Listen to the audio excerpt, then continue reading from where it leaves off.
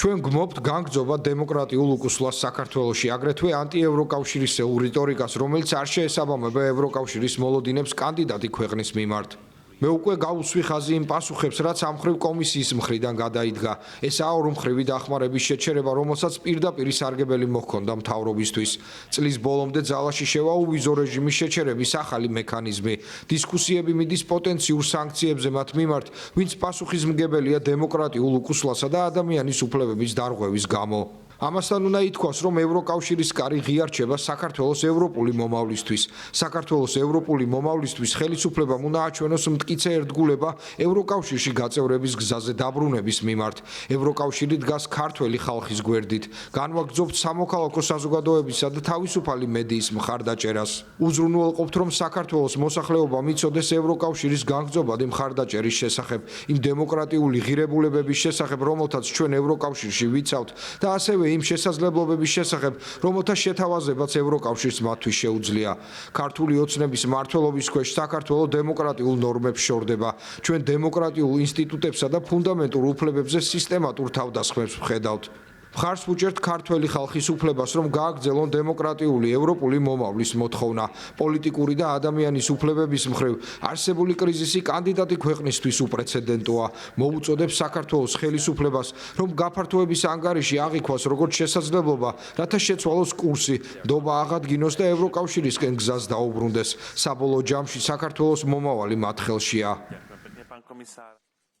ევროკავშირი დაფუძნებულია ადამიანური ღირსების პატივისცემაზე, თავისუფლებაზე, დემოკრატიაზე, ხალისხზე, სამართლის უზენაესობასა და ადამიანის უფლებების პატივისცემაზე. საქართველოს მოსახლეობის უმრავლესობა იზიარებს ამ ღირებულებებს და უარს არ ამბობს საკუთარ არჩევანზე ევროპის სასარგებლოდ.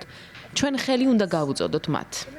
ეს კი გულისხმობს საქართველოში დემოკრატიული აქტორების მხარდაჭერას, ასევე საქართველოს სტრატეგიულ დაკავშირებადობაში ინვესტიციას, როგორიც წყალქვეშა კაბელის შემთხვევაში გავაკეთეთ, რომელიც სამხრეთ კავკასიის რეგიონს ევროპასთან აკავშირებს.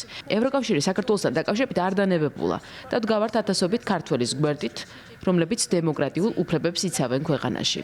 პოლიტიკური ზეწოლის, დაშინებისა და საჯარო სივრცეში შევიწროების მცდელობების მიუხედავად, ბევრმა განსაკუთრებული მედეგობა გამოავლინა. ევროკავშირმა მათ შორის ამ პარლამენტმა რამდენჯერმე გამოხატა თავისი ღრმა შეშფოთება დემოკრატიულ უკუსლასთან დაკავშირებით საქართველოში. ჩვენი წუხილებია კანონის უზენაესობის გაუარესება, პოლიტიკურად მოტივირებული დაკავებები, დამოუკიდებელი მედიის რეპრესიები და 2025 წლის ადგილობრივი არჩევნების ჩატარება. ასევე შეშფოთებულები ვართ მიზანმიმართული დეზინფორმაციით ევროკავშირის საწინააღმდეგოდ, რომელსაც საქართველოს მთავრობა ავრცელებს. წელს ასევე დავინახეთ პარლამენტებს შორის რეგიონალური თანამშრომლობისგან საქართველოს დაშორება, ისეთ დროს, როდესაც დიალოგი ყველაზე საჭიროა. საქართველოს მთავრობის ქმედებები არ შეესაბამება კანდიდატი ქვეყნისგან ევროკავშირის მოლოდინებს. შედეგად, საქართველოს ევროკავშირში გაწევრიანების პროცესი რეალურად შეჩერებულია. ასე იქნება მანამ, სანამ საქართველოს მთავრობა არ გამოიჩენს მტკიცე მზაობას შეაბრუნოს თავისი კურსი და დაუბრუნდეს ევროკავშირში გაწევრიანების გზას. ეს კი გულისხმობს უკანონოდ დაპატიმრებული პოლიტიკოსების, ჟურნალისტებისა და აქტივისტების გათავისუფლებას, რეპრესიული კანონმდებლობის გაუქმებას, დემოკრატიული ყოვლისმომცველი და გამძლე რეფორმების განხორციელებას, რაც ევროპული ინტეგრაციის პრინციპებს შეესაბამება. ასევე ევროკავშირის წინააღმდეგ აგრესიული ნარატივის შეჩერებას. ქართველი ხალხის სიმამაცე გვახსენებს, რომ საქართველოში ევროპული ღირებულებები ცოცხალია. საქართველოს ევროპული გზა კი ღიად რჩება.